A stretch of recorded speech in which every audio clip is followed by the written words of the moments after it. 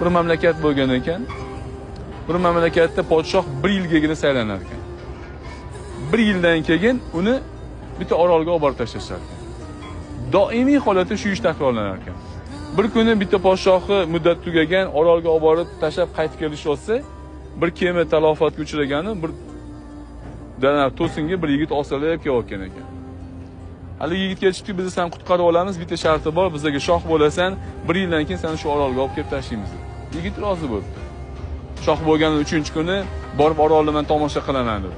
Kelsa orolda bo'rilar, sherlar yurganmish.